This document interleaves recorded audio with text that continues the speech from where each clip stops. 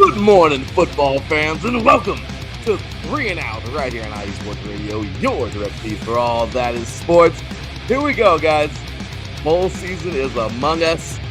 Today, we have one of the most historic games in all of football. And I mean all of football. Doesn't matter what league, doesn't matter what conference, doesn't matter what division. The Army-Navy game is one of the coolest games you will ever see.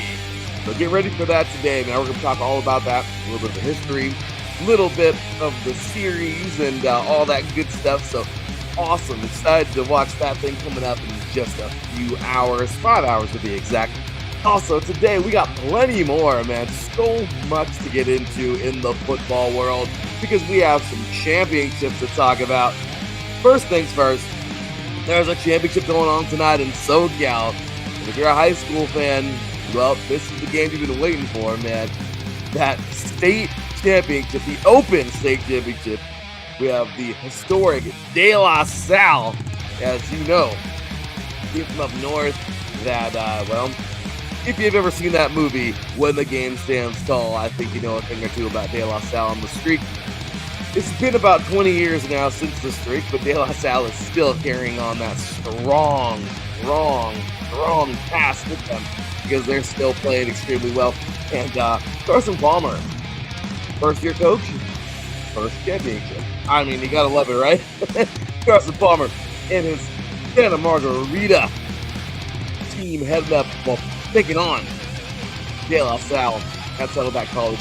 Speaking of Saddleback, they're not playing in the championship. Darn. But, you know who is? The team that beat them last week.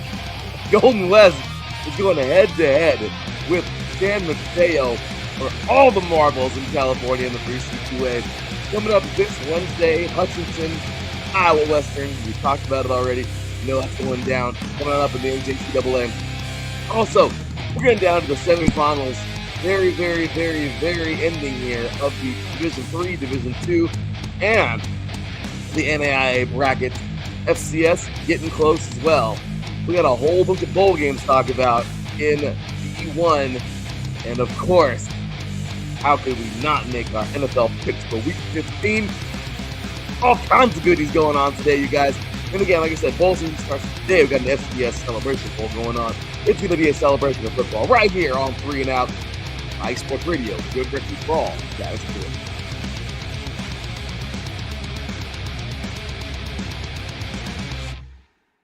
And welcome, all you diehard football fans out there. Good morning to you all. Good morning. Hopefully all of you are having a wonderful morning. It is a beautiful day, December 13th, 2025. Can you believe we are kissing 2025 goodbye? I mean, it's as real as it gets, right? We are at the very end of this year, and goodbye to yet another good one because this is a fun year. And hello to another one that we hope is a fun one. So 2026. And how do we do that? Well, we go ahead and love our football and run on in. Love Jesus, love football. That's your life. You're good. So, well, love Jesus, love your family, love football. So there you go. But with that said, guys, we are going to jump on in to a whole bunch of stuff today, man. I'm telling you, we got a lot. And I'm excited because when we talk about Max Preps in a little bit, I mean, even though I still believe that Bishop Gorman should be number one, kind of cool to see like a Georgia championship, but at the same exact time, a overall decider, because now the question is Carrollton taking on Buford, two Georgia Giants. Whoever wins will they be the national champ? You know what I mean? Like, so now we have some crazy. Will Bishop Gorman actually jump up there? I mean, we'll see. These rankings have been crazy, but to do all of that with, man, to bring aboard, of course, the one, the only, the host of our volleyball show here on IE Sports Radio, Set Point, Monday evenings. Dude is getting down, man. This tournament is getting down to the end. Well, not now, yeah, but it's really fun. This tournament is getting really heated. So check out all things volleyball with our boy, Mr. Teran Rodriguez, of course. And check out this show. He's a co-host of this show, IE Sports Radio Hall of Famer. And, of course, our SoCal insider, ladies and gentlemen, Mr. Teran Rodriguez. Good morning to you, sir. Hey, Larry B. Thank you for having me on. I'm ready to talk some football. It's going to be a good one. It's Championship Saturday for some of these teams. Yes, it is, man. This is exciting, isn't it? Don't you love this time of year? Mm-hmm. And Darren and I have been going since, the first week of August, I think. So yeah.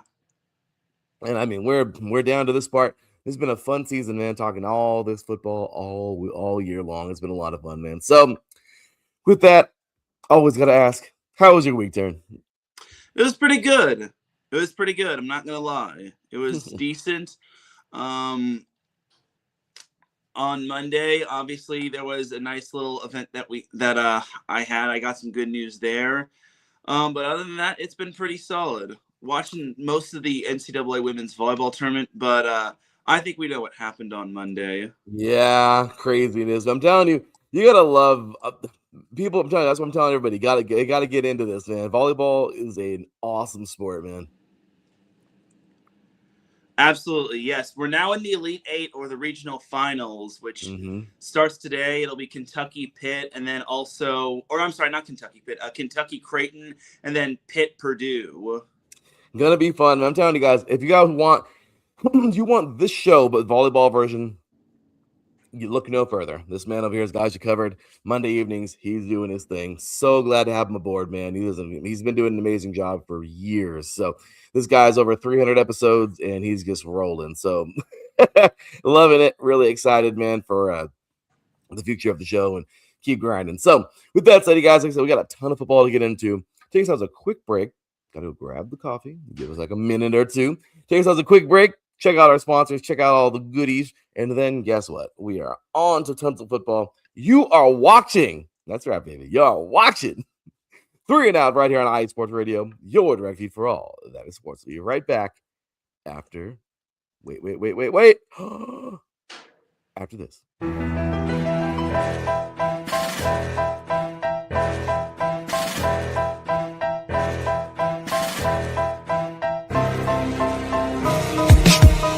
For the last 10 years, IE Sports Radio has been bringing you amazing content ranging from interviewing legendary athletes, coaches, and other authorized media personnel to building tailor-made shows dedicated to all major sports cities around the country. Make sure to follow us at IE Sports Radio on X, Instagram, Facebook, TikTok, and YouTube to keep up with the latest in sports and with all of our shows. Also, make sure to check out our daily updated website at iesportsradio.com. At iesportsradio.com, you can see our daily show schedule and check out all of our show pages with personal bios to learn a little bit more about each of our awesome hosts. In addition to our show pages, you can catch the iSports Radio blog, Hall of Fame, Fans of the Month page, and our merchandise shop, including t-shirts, tank tops, caps, long sleeves, hoodies, and more. For now over a decade here at IE Sports Radio, we've continued to be by the fans, for the fans, and we thank you all for your support and for making IE Sports Radio your direct feed for all that is sports.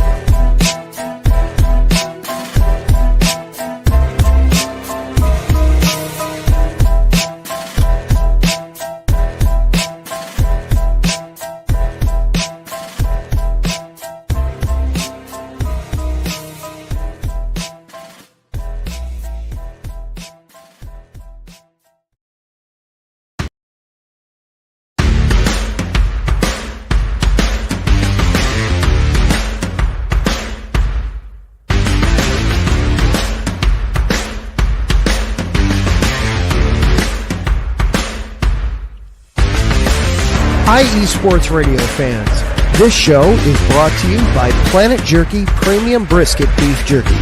Planet Jerky is the official jerky of the 2022 California League champion Lake Elsinore Storm, single A affiliate of the San Diego Padres. This all brisket jerky has gluten-free options, contains no MSG, no sodium nitrate, is low in sugar, and high in protein. Go to their website at planetjerky.net and follow them on Instagram at Planet Jerky. Planet Jerky, the jerky that's on a whole other planet.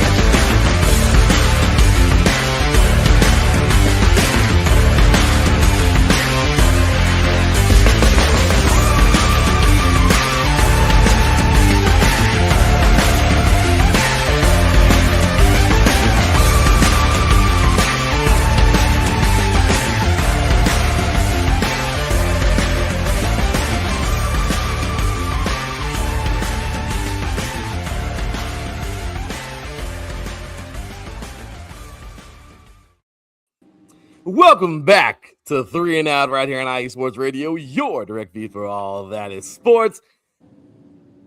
I got my coffee. So I am a happy person. I don't know how Teran doesn't do it. Teran's like, I don't drink coffee. I'm like, Teran's just one of those people. And don't get me wrong, I'm a self-starter. I think it's just the taste. I think I'm going to admit something on air, Teran. I think it's the taste. Because I don't need coffee. I wake up like this kind of crazy. And my wife's like, oh my gosh, you're crazy. And then I drink coffee and she's like, oh my gosh, you're crazier. It's kind of like that. My students say the same thing. My students are like, Mr. B, you don't need any coffee. I'm like, I know. It's weird. And then I drink more coffee and they're like, oh my gosh, like, yeah, like, you know. But anyway, Teran, coffee's delicious. Got my CBU Lancer cup, Lance up. But with that said, Teran, make sure everybody check out. We gotta get some. I'm down to promote some CBU stuff on here. I don't even care. I love my CBU. But with that said, check out our awesome sponsor at Planet Jerky. I'm happy. Some of y'all are getting bags out there. I see you. Do us a favor, man. Show us some love. Go check out Planet Jerky, man. The jerky that's on a whole other planet. They do an amazing job with some great jerky. And of course, they help us out here at iSports Radio. So we really appreciate them, man. Go show them some love. Go grab you a bag now. Check them on Instagram. Follow them all over the place. You know the deal. And of course, man, as you saw right now, check us out all over the place. TikTok, X, YouTube, Instagram. And of course, website will be coming back very soon. But how soon, Teran? I don't know. Maybe there'll be some surprises coming up very soon. So with that, man, I'm excited. Looking forward to talking all kinds of football. Appreciate you guys coming on up here in the chat. Thank you very much. It was Brian Fancy, great dude, man. Thank you, sure, for popping in, man. Hopefully you guys will all stay because this is going to be a fun show. So let's get to it, man. Let's get to it and have ourselves some fun and talk about the game we love so much. So no Maction this week, Teran. The Maction is over. No early football. But we did have, obviously, we ended on Sunday night. We did have a preview of good old Sunday night, right, Teran? Sunday night and Monday night football. And of course, we had our little preview of Thursday night football, which we gave our brief thoughts on that. So, Teran, we're going to go ahead and do our usual and backtrack to the last game. And, we're starting off now in the NFL today. So, hey, let's go ahead and go a little backtrack action. All right, Teran. Well, this last weekend was fun.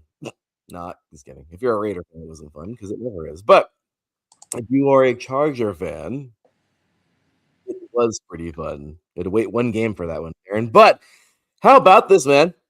How about this? Wow. Down again. Texans knock off the Chiefs 20-10. Stroud has a great game, 15 for 31, 203 yards, 1 touchdown. Marks 26 carries for 68 yards. Collins, too, dude, 4 receptions for 121 passes sanctuary mark. Teran, this was a good football game for the Texans, but just a horrible game for the Chiefs. Again, dude, people are just figuring them out. I mean, it is, I don't know, but give me your thoughts, man. What do you think happened here? Yeah, I thought the Texans defense, I think it's safe to say that the Texans have the best defense in the league, and it's just amazing. They picked off Mahomes 3 times, and Woody Marks, you got to give him his flowers. He's been kind of the lead bell cow for the Texans. So it's good to see CJ Stroud back. He didn't have the flashiest game, but he was serviceable in helping the Texans pick up the win. But man, if there was ever a must-win game for the Chiefs, this was it. And this was only their second loss at home. So the fact that the Chiefs lost this one puts them well behind the 8 ball, and now it puts them in a very sticky situation where they pretty much got to win out, and they got to get help from the entire league, or at least most of the league and whatnot. Yeah, Teran, this was crazy, man. I was like, wow, that really happened. Like, again, Teran, it's just, you know what? They've been found out. Let's just not sugarcoat it. Chiefs fans are all pissed off. Either one or the other. They're all mad, or the other. They're just giving in, and they're under. They know. But overall, dude, this is just not the Chiefs' year, and I think this is it, dude. I don't want to sound too much like a downer, but I think this is it. I think the Chiefs are gonna. They're still going to be a good team, but that whole terror, that reign of terror crap with them and just destroying everybody and being so dominant, I think those days are long gone, man. It also doesn't help that the Chiefs' offensive line has been pretty much beaten up to high heaven. So, yeah, I think this is now a very precarious situation, and yeah, the Chiefs need a miracle and then some if they want to make the playoffs at this point. Yeah, it's a rough go, man. So, what do you do? I really do feel that this is there's still a great team in there, but I don't know. Travis Kelsey, is this it? I think it is after him eventually dropping the pass and it eventually being an interception. I think it's pretty much it for him. And I hate to say it, he's such a good dude. He's a good athlete. He's got a lot of upside. He's been a solid tight end. I mean, for years, but it is what it is. I mean, it happens. And we'll see. But I think you know, he's got a lot of other good things going on right now in his life. So this is it. This is it. It sucks though, because I wish he could end a little bit better. But rough go. But overall, man, I even as a Raider fan, I can respect that man, and I really appreciate his work on the field. And it sucks. You'd like to see him end a little bit. I wish he would have retired when they won the last bowl. You know what I mean? Like, why Yeah. not? Like, go out, man. Like, go out on top.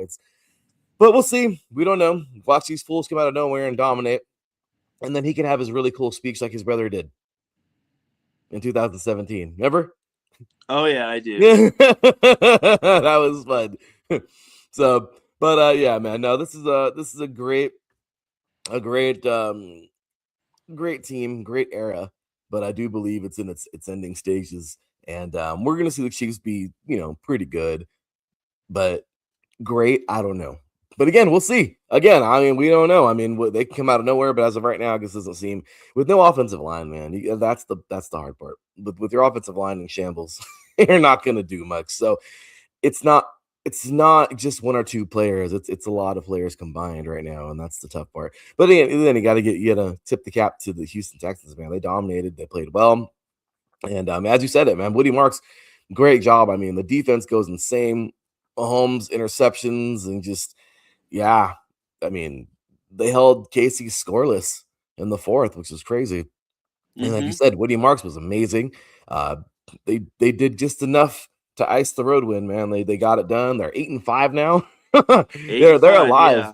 They're alive in the AFC South race, man. They're looking good. So, all right, Teran, let's get to the game you cannot wait to talk about because you're wearing the jersey. Oh, Monday Night Football, man. Dicker, the kicker, lifts the Chargers into overtime. Lifts the Chargers into overtime, that is. Wild and Monday Night Football showdown. And the Chargers survive a 4-interception night from Jalen Hurts, which is crazy. As Cameron Dicker drills the 54-yard game winner in overtime, Marion Hampton scores early. The defense forces 5 turnovers. The Chargers moved to 9-4. That's real, man. The AFC playoff race is really heated, but the freaking Chargers are just cruising right on in there, man. And if they don't screw up, this could be a very special year for them. So, Teran, give me your thoughts. Yeah, it was a wild game to say the least. First and foremost, the Chargers did force 5 turnovers, all of which were on Jalen Hurts, 4 picks on Hurts, including the game-losing interception. And it was to a point where Jalen Hurts turned the ball over twice in one sequence where he threw a pick, and then I think it was I forget who it was. I think it was Cam Hart.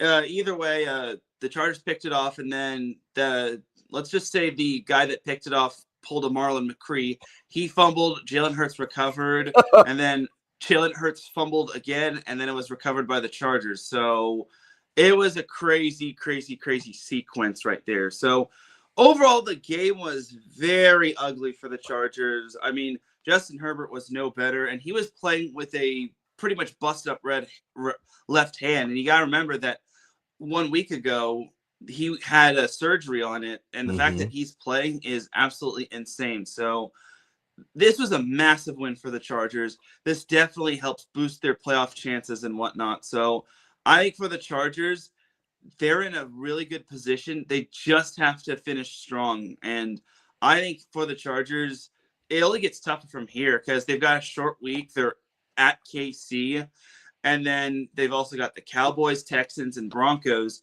to finish off the season. So overall, the Chargers managed to pull off a massive win on primetime. By the way, Chargers are 5-0 in primetime games. They're still undefeated. So honestly, that is massive right there. Beating the reigning Super Bowl champion is just no easy feat, especially since the Chargers offense just looked abysmal. Couldn't get the run game going all that much. Justin Herbert was their leading rusher, and Kimani Vidal was their leading receiver, which the biggest play of the game for the Chargers was pretty much a catch and run. So that just goes to show how ugly the Chargers won. But Cameron Dicker was the MVP of that game. Bro. He was every bit of the MVP. Amazing job to him, man. Yeah, what a game. That was not even one fantasy point for Hurts. Yeah, it's so true. I feel so bad for Hurts, but yeah, that game hurts. Sorry. I guess gotta stop that though. But yeah, Teran, I really do believe in my heart of hearts that this it's kind of the same thing for the Eagles. I think that fall from grace is real. Like it's one of those things. But hey, not in NFL, not for long, and that stands for players and for teams. So if you can stay up there, what the Patriots did was insane. Okay, 2 decades of dominance. I mean, again, this is why you honor Belichick so much and these great coaches, because this doesn't happen for very long. And trust me, in 20 years, they only won what? 6? 7? 6. I mean, Teran, that's think about that. They won 6, and it took like almost 20 years to do. 2 decades, but the Patriots were still getting beat. You know what I mean? Like, it's the NFL, man. Like, they were still it's not like they won 20 years straight or anything, like the freaking it's not like they pulled a 1960s Boston Celtics and did an 8-peat or anything. You know what I mean? Like, it's just that's football. And even when you're really good, sometimes this happens. So this is crazy. Gotta love it though, man. Great football here so far. Great football here towards the end of the season. It was great. Not gonna lie, 6 Super Bowls. Yeah, there you go. There's a Patriots fan right there. Okay, yeah. I mean, think about that. So this is why you honor those Pats teams, because it's not easy. It's not easy to do. Okay, some teams you get a couple years of dynasty, quote unquote, and then that's it. And then you're back to normal. I mean, that's the NFL. So again, that's why you respect the Patriots, because they were able to do it for so long. So with that said, let's go ahead and roll on in. Teran, Chargers looking good. Let's see if they can keep it going. They won that one 22-19 at home. Again, Sunday Night Football, Texans 20-10 over the Chiefs on the road. Went into Arrowhead, got it done. That concluded week 14, but Teran, week 15 just started. And well, Falcons. I mean, this was the craziest finish. You got to love it, right? Wow. Freaking wow. Falcons head on the road and take the Buccaneers cookies. 29-28. Falcons get this thing done, man. What a freaking game. That was a great game. Some people may disagree with that, and that's okay. Buccaneers fans, but Falcons fans, I do think it's a pretty good game. And for all the spectators who don't have a dog in the fight, well, I'm pretty sure you thought that was a good game too, unless you don't like the Falcons for some reason. So Kirk Cousins leads an unreal comeback in Tampa, man. 3 touchdowns to Kyle Pitts Sr. This guy's incredible. I'm so happy he's my fantasy team. I was not even expecting that. That was amazing. But yeah, huge stuff there. Zane Gonzalez drills the walk-off 43-yard field goal as Atlanta stuns the Bucs on Thursday Night Football. Falcons now move to 5-9. Bucs, I mean, they're eliminated, but Bucs are 7-7 in a tight NFC South race. And Teran, the craziest part about all of this is the Panthers are first place in the NFC South. You took the words right out of my mouth. The Panthers are first place in the NFC South. Oh, man. If there was ever a game Tampa needed to win, this was it. I mean, what's the excuse now? They have Mike Evans back. They also have Chris Godwin and Bucky Irving. I don't want to hear the excuses from the Bucs. Like, they led by 14 going into they led by 14 at one point in the fourth quarter. And it got to the point where there was a 3rd and 28 on the Falcons' final drive, and the Falcons still converted. And the fact that the Falcons completed that game-winning drive at the end is unbelievable. The Bucs, there's no excuse to lose to this type of team. Like, you can't lose to a team like this, especially when the playoffs are pretty much on the line. So this is going to be the most stinkiest division out there. I mean, one team has to win it, though. It's going to be between the Panthers and the Falcons. And now this opens the door for Carolina, because now Carolina has a chance to win the division for the first time since 2015. And we all remember that year where they wound up making the Super Bowl that year with a certain Cam Newton. So I think it's time for the Panthers to officially, put their best foot forward. And for the Bucs, you kind of have to wonder, well, what do you do if you pretty much miss the playoffs? Like, who's to blame? Like, there's no excuse to lose this type of game. No. No. Darren, that was a crazy game. I love the fact that we got this Falcons team that gets balled. Kirk Cousins, man, 30 for 44, 373 yards, 3 touchdowns. Let's go.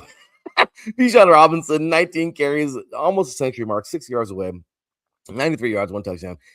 Kyle Pitts, again, man, 3 touchdowns, but monster day, 11 receptions, 166 yards. Homeboy had the hot hands that night. It was just a great game, and you got to look at how well these guys really played. I love it. I thought this was a very, very fun game, and I know some people are, like I said, not happy with this, and I understand, but that sounds like a Buccaneers problem. They played, but I don't know, dude, something's wrong with the Buccaneers. They look watered down for some reason. I don't know. Falcons bald. You can say that all day long. Falcons bald. But the Bucs, I don't know, dude, they've looked odd this season. They looked very, I don't know. I thought the Bucs be a little bit better than this. Just a little bit better. But right now in the season, I get it. Injuries, things happen, but I don't know. I just had higher hopes for this team this year. But there you go, man. Good stuff there with the NFL. And well, there it is, dude. We are through it. That's the week so far. And well, there you have it, man. We had some good stuff there. And that's pretty much a wrap on the NFL. So now let's on over to high school, man. I saw a little bit of high school football. Were there any college games this week? No, huh? Like, wait a minute. Were there any college games I was missing? But there was not. Okay. I know we're getting close, but I didn't know if we had like some kind of under the radar bowl like on Thursday or Friday or something like that. As a matter of fact, we did have one game last night in the FCS quarterfinal game, but we'll get to that one in a little bit. We're talking about the FCS. So, all right, let's go ahead and get on into some high school football, Teran. And well, there's not much to talk about here. This is pretty much the ending. We are at the very tail end of the season, and it's been fun. It has. Right now, we're at the end of, we're basically just waiting for a couple brackets to end. At the moment, as you heard already before, I will disagree with this a million times over because I still believe that Bishop Gorman is the true number 1 team in the country right now. But they gave it to Carrollton at the moment. That's fine. As long as it's not St. Francis Academy, who I do not believe even needs to be at number 2 right now because, again, the cancellation with IMG Academy and that whole nonsense, I still don't understand how they're, 8-1 and they're number 2? That doesn't make any sense to me. But anyway, right now, Georgia, we are at the very end in the Class 6A final. That is tonight. Actually, no, it's not. It's on Tuesday. On Tuesday night, Carrollton versus Buford, 2 teams who are extremely good, and top 2 teams in Georgia. And of course, that's 1 versus 6 right now. I mean, that's pretty crazy. The Carrollton coming at number 1 right now, and number 6, Buford. So they're going head to head. That game should say a lot. Carrollton loses. Buford, they're 14-0 as well. I don't know if they're just going to leapfrog and go to number 1 and become the champs this year. I still feel that Bishop Gorman is extremely disrespected because they should be number 1. Regardless, who knows what's going to happen there. And at the same exact time, we have South Lake Carroll, Texas, who is currently number 3. Again, I don't know why. Cannot explain to you why St. Francis Academy is number 2. That just blows my mind. But we have in Texas the 6A D2 semifinals actually going on this week. South Lake Carroll will be taking on DeSoto, another Texas powerhouse, and then King versus Vandergrift. Two other good teams, but I hate to say this, and I don't want to sound so mean, but Teran, I think we know the World Championships tonight. South Lake and DeSoto are going to go head to head, and then King and Vandergrift, well, good luck. I guess, they may surprise us. I don't know. They might pull a North Crowley, but I will say that, South Lake Carroll wins this whole thing. They might be the national champions. I don't know. But they lose, well, then they're out of the conversation. So I don't know. That's kind of what's going on at the moment right now in high school football, at least from what I can see. Other than that, you have number 2 at St. Francis Academy. You have, again, South Lake Carroll, Texas at number 3. Bishop Gorman is somehow number 4 when they should be number 1. And then, of course, tonight, because everything else is kind of done already, you have tonight the Division 1, or not actually, no, the CIF Open State Championship. And this is fun. It doesn't get any bigger than this. Number 5, Santa Margarita, taking on number 15, De La Salle, CIF Open Division State Championship, Saturday night, neutral field, everything on the line, explosiveness versus tradition. I don't know what you want to call it, but this is going to be fun, man. Trent Mosley, Trace Johnson, Braden Knight, Jake Jefferson. This is going to be a really fun game, man. So, I don't know. Santa Margarita averages like 200 plus passing per game. De La Salle averages nearly 300 rushing per game. This is a really crazy game. So I know you got a lot on this one tonight, Teran. It's going to be a really fun game. 8 o'clock start Pacific time. So tell us all about this one. And of course, give me your thoughts on everything else if you'd like. Yeah, so Santa Margarita and De La Salle, it has a lot of storylines. First and foremost, Santa Margarita, who would have thought that in their first year under Carson Palmer, they'd be in the Open Division Championship? I did not have this on my bingo card. And then for De La Salle, this is kind of the storyline of, will De La Salle finally end Southern California's winning streak in terms of winning the Open Division? That's the biggest storyline right there. But Santa Margarita, their defense has really shined. Trent Mosley, as you mentioned, is fantastic. Dash Fafita, I think he's related to Noah Fafita, who plays at Arizona. He's been an anchor defensively. So I think for Santa Margarita, this is going to really test them. I mean, this is the true and final test for them. If they can beat De La Salle, then they have earned the right to becoming the best team in California altogether. But it's going to be a tough one. De La Salle, if you remember last year, they were not going down without a fight last year. Yeah. They played Modern Day. So I expect a barn burner between Santa Margarita and De La Salle. I don't agree that it should be an 8 p.m. start time, and because even in case for like the East Coasters, they don't want to like wait up for that. And honestly, 8 p.m. just sounds a little late. I know it's a prime time. That's prime time, but let's be honest. Just have it at like 7 p.m. or 7:30. So it's going to be a fun little game. Saddleback College is a great venue to have it at. And it's not too far down the road for Santa Margarita fans, just because that's in the South Orange County area. But I do got to ask you this. So De La Salle just came in from Concord. Do you know where they practice this year? Here? Do they in SoCal you're talking about? Do you know where they practice in Southern California? Don't even tell me. Don't tell me Newport Harbor. No. Oh no. So far, I was kidding. Now, where do they get to practice at? Tell me. This is gonna be cool. They practiced at St. John Bosco High School. Oh man. Yep, Jason Negro opened up his doors and let the Spartans in. So that was a nice little touch by them. And here's hoping we get ourselves a great little matchup. And heaven knows, I doubt Santa Margarita will be the national champion. But heck, if they win this state championship, then this might be the biggest thing for their program. This is the type of game and type of season that puts a program on the map nationally. It's one thing to be put on the map in terms of your state, but to be put on the map nationally is another thing. No, definitely, Teran. It's so true, man. I love it. I think that's really cool. Jason Negro's class act, that is awesome, knowing that he could have been in this game as well. But man, Bosco, after having such a good year, I know they were to me, St. John Bosco is the weirdest case of the year. You have this dominant and monster team, and then out of nowhere you just lose. Now, don't get me wrong. I'm not gonna slight Orange Lou. We always talk about them, okay? Lou, but I don't know. They were the weirdest case of the year to me. St. John Bosco was the absolute weird, and it happens. It happens, but it's just crazy that it happened. That's all. So you have that.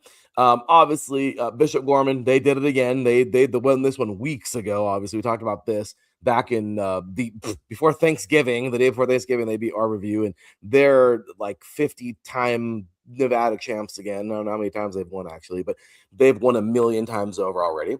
As we know, number 6 Buford, they'll be taking on number 1 Carrollton. IMG Academy, they're number 7. This is right where St. Francis Academy should be. They're a 9-0. St. Francis Academy is 8-1. I cannot understand for the life of me why they're number 2, but there you go. Edna Carr, by the way, currently number 8. They, by the way, are in the LHSAA bracket, and this is it. They're in the final. They're going to be taking on St. Augustine. They defeated Catholic last week, 17-10. St. Augustine defeated John Curtis Christian 31-29. And today they go head-to-head for the state championship of Louisiana. So should be fun there. So that's one that hasn't ended just yet. Another state championship, number 8. Obviously, Corona Centennial, currently number 9. Their season ended a while back. So same did Mater Day. For St. Thomas Aquinas, this school, of course, their season ended as well. As they actually did they end already? They did. Yes, they did. Okay, we talked about them already. So they defeated Lakeland 29-0. They are champs. They are 5A FHSAA champs. They won it all about a week ago. So good job to them. They went back on the. Actually, no, they won it last night. My apologies. My apologies. So congratulations to good old St. Thomas Aquinas. They won it all. So congratulations to the Raiders for winning, because again, Teran, some Raiders have to win. So good job to those guys. Wonderful, wonderful season for St. Thomas Aquinas, and they definitely deserve that 13-1 season. Grimsley out of North Carolina, currently number 14. These guys. Let's go ahead and take a look at them really fast, because like I said, we're basically this is the end, you know. So the NCHSAA championship, they did it. They won 7A. They're the state champs. They defeated Clayton 24-14. Congratulations to the best team in North Carolina. These guys did really well to Greensboro, so they got it done. So again, we're just ending it off, guys. State champions are here. This is the ending. If not, we got the ending very close. Grayson, where I talked about these guys, they made their exit to Carrollton last week, or a couple weeks ago, actually. So they were out, but they had a heck of a run, and they got to be number 1 for a while, which is kind of cool. DeMatha, good old DeMatha out of Hyattsville, Maryland here. These guys, they played in the Capital division here, or the tournament, if you will, but they won the state championship. They defeated Gonzaga 20-13. So congratulations to them. That was back on the 21st. Again, we talked about that already on the 21st of November. So congrats to DeMatha. Fun fact, I do believe I saw something on YouTube not too long ago saying that DeMatha actually has the most NFL players in it right now, in the NFL. Well, sorry, the most players in the NFL right now from that school. So pretty cool at the moment. De La Salle, obviously, they're taking on Santa Margarita tonight, number 5 Santa Margarita, for all the marbles in California. Bixby, the team that gets destroyed everybody in Oklahoma. These guys went ahead and let's see here. They were in the 6A-1. And of course they won, right? They ended up defeating Owasso, I believe, Owasso, 31-17. That was back on the 6th, last week. They got it done. They are state champions, so congratulations. So let me your ears a little bit longer. Sorry, guys. Just want to make sure I give all these guys their flowers. Sierra Canyon, number 18. They made their exit back to Santa Margarita on the 15th of November, so they were on out. St. John Bosco, of course, we just talked about those guys. They made their exit to Orange Lutheran on the 15th of November as well. And then up we had Northwestern out of Florida, another team who made their exit. This was back on, actually they didn't make their exit. They just dropped one, actually. They won last night. They played really crazy here. Rains Wow, 14-0 season from Reigns. The Reigns Vikings out of Jacksonville, Florida, defeated Northwestern 23-22. Wow, state championship there. And this was let me go look at the bracket really fast. This was the 3A FHSAA bracket. So congratulations there to what a great year for that school, man. Knocking off Reigns knocking off Northwestern. So there goes the current 20 team. Chaminade Madonna. How did these guys end? Well, we all know this was a rough one for these guys. Chaminade Madonna, they're 1A FHSSA.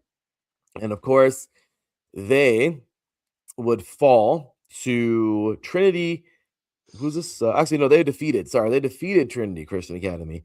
And in the final, they actually lost to Cardinal Newman. So rough go for those guys, man. Congratulations to Cardinal Newman, the state champs at that level in Florida. 17-14. Down go Chaminade Madonna. So wow, big ups to Newman, man. The 1A FHSSA or SAA champions there. So as you can see, some of these monster teams, man, just going down to some teams that we've never even heard. But it's kind of cool because this is how you get them on the radar. Chalkville out of Alabama. These guys, they did it all, Teran. They in 6A. They're 6A in Alabama, and they defeated Saraland 38-21. So congratulations to the 6A Alabama champions, best team in Alabama. That is currently number, I believe they're 21 or 22. Corner Canyon, they won their state championship like a million years ago back on, let's see, where the heck did they play? They won this thing a while back. This was back in November, and they did it again. They won, they defeated Lone Peak 35-20. So congratulations to those guys. That was back on, oh my gosh, when was that? That was a while back, man. I don't know when that was. I don't know, Teran, I did see this game here that was scheduled with St. Francis Academy. I don't know. Do you see it? Or somebody? Yeah, it was weird. 37-20 or something like that. I guess St. Francis Academy played them. I don't understand why they would do that. Weird, but whatever. That was a thing. I guess that's why they're ranking St. Francis Academy so high, but I'm sorry. You should have played somebody higher. I don't know. Regardless, there's that Allen, Texas. We're getting to the end here. This is number 24. They are actually going to be they're in right now, currently in the UIL Texas Football State Championship, 6A D1. They are playing Duncanville. And then on the other bracket, well, this is the Final Four. And then it's North Shore versus Lake Travis. So this is pretty cool. Allen currently number 24. And wow, that's awesome. So we'll see the winners of that. They'll play next week. So that semifinal goes on tonight in Texas. And then last but not least, number 25, Indiana, Brownsburg. These guys, Teran, they let's take a look at their bracket. These guys did it. The IHSAA 6A tournament, and they at Lucas Oil Stadium defeated Westfield 38-31, and that was back on the 29th of November. So there you go, Teran. There are all the champions and the games that are yet to be played. Any comments on any of these? So Northwestern, they actually have 2 losses. Technically, they have 2 losses. They did have their 1 loss in the state championship, but you also got to remember that they picked up a forfeit win from Orange Lutheran just because Orange Lutheran had something going on where they used an ineligible player against Northwestern. So technically, Northwestern should be ranked a little bit lower than 20, but they get the benefit of the doubt right there and then. But other than that, congratulations to all of the state champions from their respective states. It's starting to become season's pretty much winding down. It feels like it just started yesterday. Yeah. Mm-hmm. I know we were talking about week 0 and all double 0, right, Teran? We were talking about that. Yeah, there was a week 0. We had a lot of fun this year, man. It was a great one. But again, here's the ending. So we're getting off to these last, the nitty-gritty, the last week, because this is it. This is this week, and then next week it's over. So for sure, the week before Christmas. So these guys are putting in work since March, doing practices here and there and weekly or whatever, and then getting into spring football all throughout the summer. Then you play this grueling season, and it's crazy, man. So congratulations to all these players and everybody who made it this far. I mean, it's football's a lifestyle, man. So pretty cool. And there is the deal. So alrighty, man. Let's go ahead and unless you got anything else for high school, Teran, we'll run off to the 3C2A. Let's do it. 3C2A National Championship in the house, man. This is, I guess people call it the state championship, national championship, whatever you want to call it. The 3C2A is here. And you know what, dude? This is going to be a great game. I am so excited. You have defending champs San Mateo in the house. They head south to unbeaten Golden West. They're going to be playing for all the marbles, man. They're 12-0. This is in the 3C2A State Football Championship. This is awesome. Lee Bird Stadium, elite defense versus explosive offense. Dynasty versus rising powerhouse. One crown, one winner. I mean, the best in California collide, man. So here we go, man. This is gonna be a really, really fun game. And let's go ahead and get a preview in here really quick, and we'll get into it. So the 2025 3C2A State Football Championship sets the stage for a true clash of powers as undefeated Golden West at 12-0 hosts defending champions defending champions College San Mateo CSM 11-1 at Lieber Stadium in Costa Mesa. So Golden West enters its first ever state title game, riding a perfect season, fueled by an explosive passing attack, led by freshman quarterback Kuananua.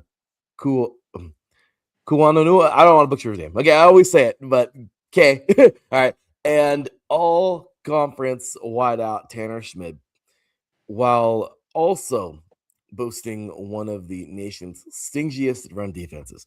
Across the field, San Mateo arrives, seeking its third state championship in 4 seasons and its 4th consecutive finals appearance, which is crazy, leaning on absolutely dominant state-leading defense and a deep, relentless rushing attack that has worn down opponents all year.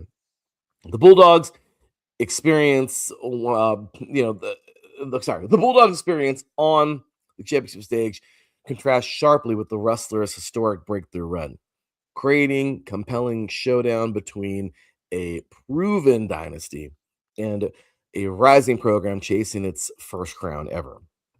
So with elite defense, efficient offense, and program driving legacies on the line, Saturday's matchup promises for a fitting conclusion of the 3C2A season.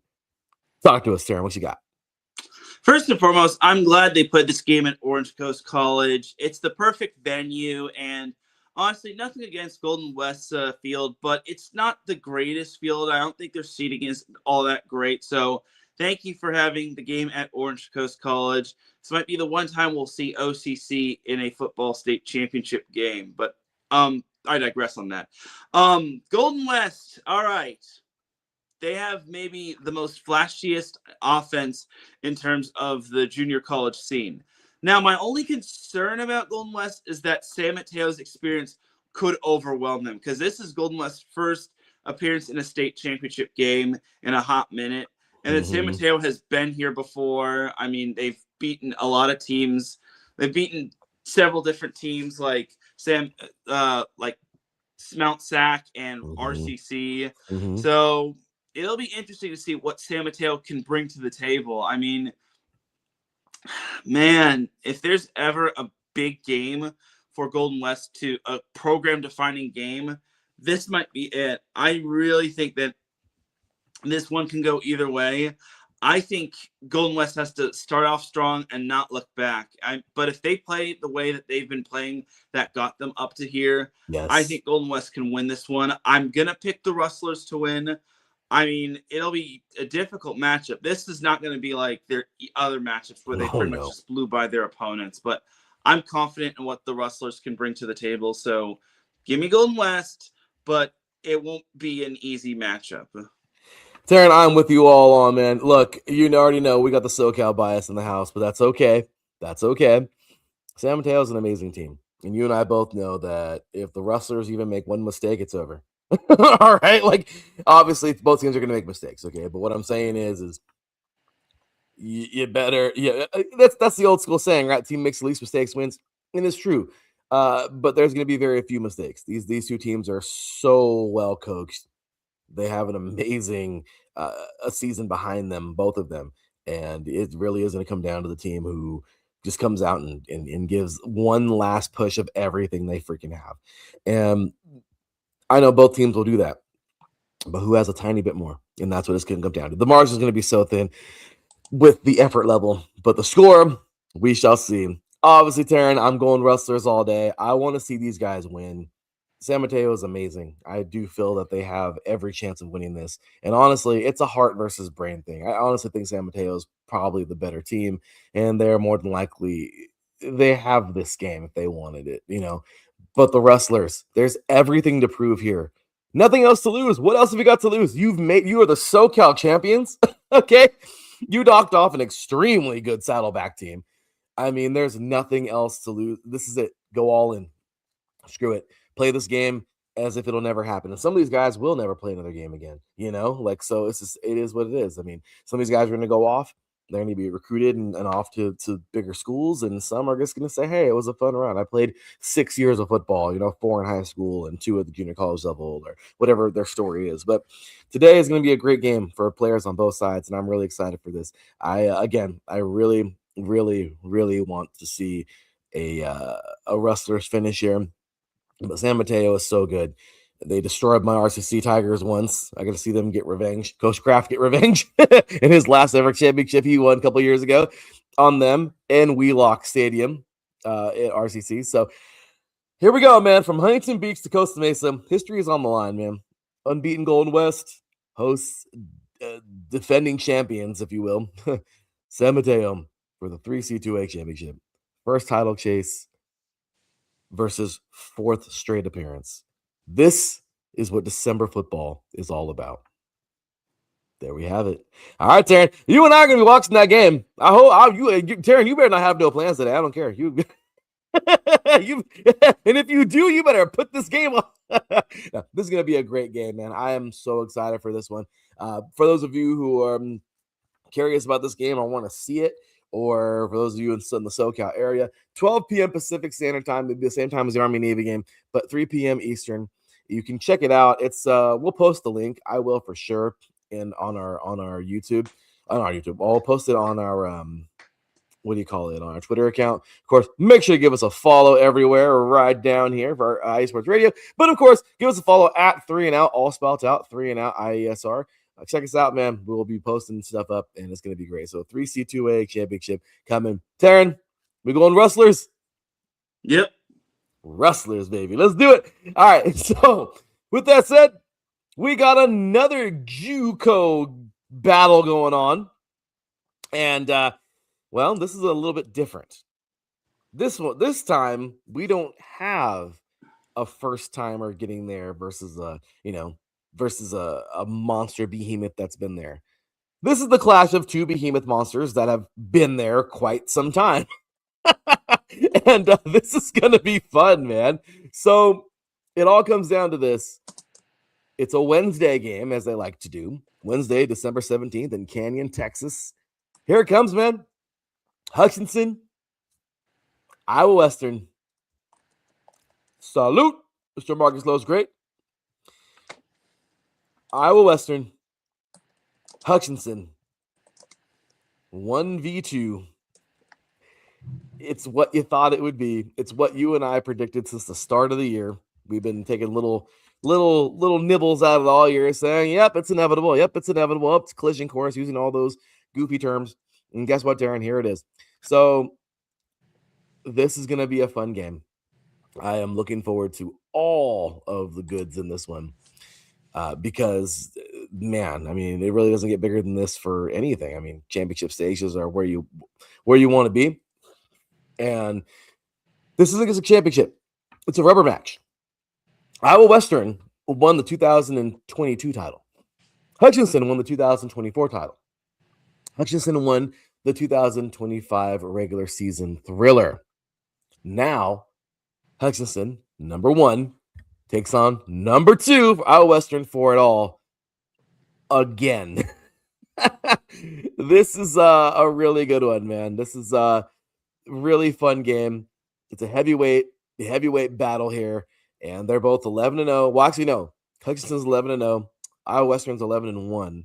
And again, it all goes down on Wednesday night in Canyon, Texas. It's a clash between the nation's best, most complete teams, and its most consistent postseason powers. Hutchinson enters the game unbeaten behind a suffocating defense that leads the NJCAA in scoring defense, which is crazy, and turnover margin, paired with a balanced offense capable of striking in every phase. Iowa Western is making its 5th consecutive national championship appearance, counters with explosive playmakers and a relentless pass rush that can change games in a single series. So the two programs have split recent title meetings, and with Hutchinson winning a September thriller by 3 points, all signs point to another tightly contested game decided by execution, discipline, and one defining moment under the national spotlight. Darren, what you got for us? Well, this was pretty much the 1 versus 2 matchup. They've been 1 and 2 pretty much the entire season, and not much has separated these two. So, oh man, this one can go either way. I mean, these are pretty much I wouldn't say David and Goliath, but like maybe the King Kong and Godzilla of this matchup. So I like that. This one is going to be fun, and I think this is pretty much what we all expected. This is kind of like the modern day St. John Bosco of previous years. So I think we're expecting a big barn burner matchup, and I don't think either of these teams are going to be giving an inch. And this is pretty much what both these teams have been working for, and they're going to leave it out all on the field. It's going to be like the most grindiest 2-3 hour game in terms of football that we've seen in the NJCAA. I expect nothing held back by these two. I'm with you. I do believe this is going to be one of the funnest games we're going to see all year. Again, guys, Wednesday evening, ESPNU, it'll be on. I am really excited for this one. Teran, here comes the hardest part of the whole show. I had such a hard time picking. But who you got? I got Hutchinson, but in a close one. I think both of these teams are going to be throwing everything in the kitchen sink at one another. But in the end, I think Hutchinson just barely comes out on top. And you know what? That is a great pick. My gosh. I want to see the Reavers win because I think this team have every bit of potential to do it. But this year, Hutchinson pulled one out early. And I feel like these teams didn't really lose much. I feel like they're very similar to what they've been. And if Hutchinson could squeak one out earlier this year, that might have been a small preview for what we're going to see on Wednesday. I like the Reavers. I do. But I'm with you, Teran. I think every single time I've picked the Reavers, they've lost. You always go Hutch, and you know what, man? I think it's time that I just knock it off and pick the Blue Dragons too. I don't know, man. There's something about this team. They kind of got their number, and they're a great football team. There's a lot of talent here. Next week we're going to go over some players going wherever to see if there's anybody who committed or going anywhere. But yeah, Teran, this is going to be a really fun game. Hutchinson is a great team, and these guys got every bit of history on their side, I think, and this is going to be a fun game. So, give me Hutchinson. I just think that they have it. I think it's there. And a couple years ago, what was it when the Reavers defeated Hutchinson? It was like freaking 31-0 or something like that a couple years back. So I mean, let's see what happens. But NJCAA action, always excited for it, looking fun. Let's see if who will come out with the victory here. But yeah, Teran, I'm almost positive it'll be Hutchinson. So should be a fun game, Teran. I mean, I don't know. I don't want to go into final scores here because every time I pick a final score, it doesn't work out. But it should be a good game. So there you guys go. Hutchinson, number 1 Hutchinson, number 2 Iowa Western. Wednesday, ESPNU, NJCAA National Championship. Buckle up, y'all. It's going to be a fun one. So there we go. Again, one more time, congratulations to the 5-time champions like Booker T. 5-time. Duquesne, we talked about them last week. College of DuPage. They won it all last week, defeating North Dakota School of College of Science, or I forgot what it was, but they were, but NDSCS. Excuse me. They defeated them 36-13 to secure a historic 5-peat. After an early deficit, the Chaparrals exploded for 22 in the second quarter and never looked back. So Bully was electric. The defense swarmed with 2 interceptions, and DuPage once again stands atop of the NJCAA Division III ranks. So congratulations to those guys after 5-peat. Maybe we will see them. Teran suggested they should move up to the NJCAA Division I, and we'll see. So, again, congratulations to those guys pulling out the 5-peat last week. We talked about that, but again, I just wanted to throw that out there because that's pretty awesome. So, all righty. Well, now we will move on, Teran, from the NJCAA to Division III. And Division III is fun because, well, Teran, we are getting down to the very end. This is it. We are here. The semis are a week away. Today we got the quarters. And, man, this is a fun little bracket. There's crap happening here that I don't think neither myself or yourself saw. And this is crazy. So, okay. So let's go ahead and start with, let's see, top left bracket. We have John Carroll and Barry. After stunning Mount Union, yep, that's right. We talked about that last week. The Mount Union. John Carroll, team who's had them on their back forever. They finally got the monkey. They got the Blue Raider off their back. They look fearless, but number 17 Barry has quietly bulldozed its way into the quarters, which is crazy. 2 physical teams, man. 1 semifinal spot. Expect fireworks. This game's kicking off in about an hour. It's gonna be a really fun game. Who you got? Man, John Carroll has been that little engine that could, but so has Barry. I mean, you can't go wrong with either, but I'm going to pick John Carroll just because I think they've got the momentum, especially after beating Mount Union last week. That was unheard of. I don't think anyone predicted that. But, yeah, give me John Carroll to continue their little run. Yeah, I agree. I think Barry is a great football team, and dude, they have really, it's true, they have quietly snuck their way in. They have been dominating. But overall, that game happened in about an hour, and I don't know. I wanna say it's gonna be a super duper dog fight, and it might be, but I don't know. I think John Carroll, after knocking off Mount Union, oh my gosh, like I know, and I can't help it. That's huge. So there we go. Okay, there's our pick. And then the bottom left bracket. This is a fun one, because this game is kicking off in about 2 hours. Bethel, Minnesota. They had a pretty good run, taking on North Central, a heavyweight showdown. Number 4, Bethel. They bring balance and power, while number 1 overall, North Central, man, that monstrous team who's won championship after championship in the last couple of years. They continue its title defense after surviving a scare, though. Okay, because let's not forget that was a crazy game. I was not expecting that. Wisconsin lacrosse took these guys. It was 35-27. I mean, lacrosse could have totally won that game. So that was pretty good. And then obviously another Wisconsin school knocked off. Bethel knocked off Wisconsin Platteville 35-24. So this is good. This has national championship energy, and this will be a really fun game. Teran, who you got? I'm going to take North Central. I still think they've got that dog in them. And now that Mount Union's knocked off, I think North Central is about to assert themselves to the top. And, that's very fair. It's crazy. It's crazy to think, right? I mean, North Central now, they're not in cruise mode by any means, but they know now they get to that point.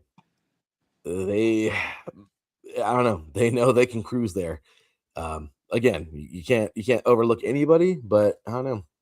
This team's that good. Maybe we'll see another power rise, but these guys are solid. So, okay. Next up, we have top right bracket now. Wheaton, Illinois versus Wisconsin River Falls. We still have a Wisconsin team in there. Momentum versus dominance. Number 19, Wheaton, is red hot, but number 3, River Falls, has looked ruthless on both sides of the ball. Styles clashing with a semifinal berth on the line. Who you got? Oh man, Wisconsin River Falls. I think it's more so of their offense versus Wheaton's defense. Just because Wheaton, other than the Wartburg game, they have been rising to the occasion. I'm gonna pick Wheaton. I just feel that Wheaton just has that momentum to them, and I think they have the offense and defense to win this game. So give me Wheaton in a thriller. That is a fun game and a great pick. Wheaton, I don't know, man. Wheaton's got some special sauce. They must be drinking Michael Jordan's special juice Secret or whatever you call stuff. it. Secret stuff, because these guys really turned it on. I want, with everything in me, I want to take River Falls. I don't know why. I guess I want to take them. I think that they're going to win this game, but for some freaking crazy reason, I have this other feeling of like, no, Wheaton might get it done. So yeah, Tara, I think we were thinking the same thing, man. I'm taking Wheaton. Again, these Wisconsin schools are amazing, but give me Wheaton. I think these guys really have what it takes. It's going to be a really, really, really good game. I expect this might be the closest one. Yeah, honestly. This one's the toughest one to predict. This one's a 50-50 game. Yeah, it really is. It's a coin flip, and I wish it was what do you call it? This was a game like in the semis. This would be fun, Yeah. but it's all good. So we got that one, and then of course the last game, bottom right bracket, Susquehanna versus Johns Hopkins. The Riverhawks bring momentum after a shutout, but number 8, Johns Hopkins, has been one of the most complete teams left standing. Elite defense, explosive offense. This one has a lot of this one has some classic, I think. So a little bit of ESPN classic to it, But I don't know. This one's pretty hard to predict as well. Not as much, I don't know, maybe not as much as the last one, but what do you think? Well, Susquehanna has pretty much had the longest journey of the two. I mean, Susquehanna, they had to go pretty much from the first round to the second round, then to the third round, and now they're here. When Johns Hopkins, on the other hand, they have been pretty much dominant for the most part. Look, I like Susquehanna. I think they have been a great little story, especially beating Christopher Newport. But I just got to go with Johns Hopkins. I think Johns Hopkins has a little bit more of that edge to them. I think it'll be close, but I got to give Johns Hopkins the edge, and I got to give them the win on this one. Yeah, again, Teran, you and I are thinking the same. I really like Susquehanna, but yeah, dude, this is another game where you've really just got to look at what team do you truly feel has more dominance to them. I mean, Johns Hopkins, dude, has been doing it all year. These guys have been, not that Susquehanna hasn't, but Johns Hopkins just has it. I think they have a little more umph in them, and I think they're on their way. So this is going to be a really fun game to watch. I'll be posting links for these all day long. I'm excited. I don't got nothing today. This is going to be football day. We're going to have ourselves some fun, and I'll be posting some stuff up. And so make sure you're giving us a follow, man. There's going to be some great games. Hopefully they're showing these things live today somewhere on somebody's feed for one of these teams. So looking forward to it, man. Should be a really, really good game there. So, all righty, let's do it, man.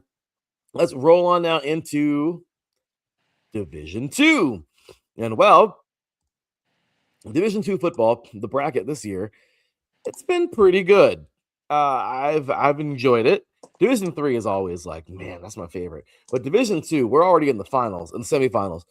And this one, I think it was predictable because we kind of knew, right, Teran? I mean, I think you and I, honestly, if we really sat down, like we did when this bracket first got released, we talked about, like, the teams that you thought were most dominant in each bracket. I think maybe we were like one team off, maybe, or maybe we got all 4 of them. I don't know, maybe you did, but yeah, dude. I mean, all 4 of these teams right now who are going head to head, we kind of knew that they would be there, So they're extremely good. These 4.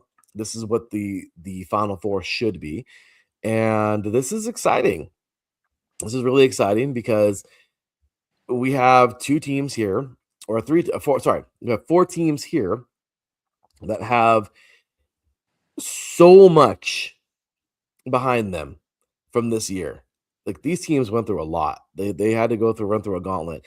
And I feel like these are the four teams that should be here. So here we go. Let's get on into it. We have two semifinals to get into. Let's talk about them both. So, the first semifinal we have here is Ferris State taking on Newberry. Newberry College is 1 win away from the Division II National Championship game as the Wolves prepare to face defending champion number 1 overall seed and defending champs, again, like I said, Ferris State in Saturday's NCAA Division II semifinals. So, riding a program record 12-win season and a 10-game win streak, Newberry has built its historic run on resilience, going for a perfect 9-0 in one-score games and repetitively relying from late deficits. So, standing in their way, they have Ferris State, the powerhouse, riding a 28-game win streak and multiple national titles, setting the stage for a clash of belief versus dynasty in freezing conditions at Top Taggart Field. The winner advances to McKinney, Texas, with a national title on the line. So again, I guess I can't really say these guys. Sorry, Newberry. They were kind of the surprise. I think because I had the other three, the top right and top bottom right bracket, those were great. But and obviously the top left, Ferris State all day. Bottom left, the team that I really thought was going to get there was going to be West Florida. They fizzled out because Newberry beat them. So they're the surprise team for me. But the other three teams were predictable. So that's where I got that from earlier. But I don't know, Teran, that's a fun game. What you got?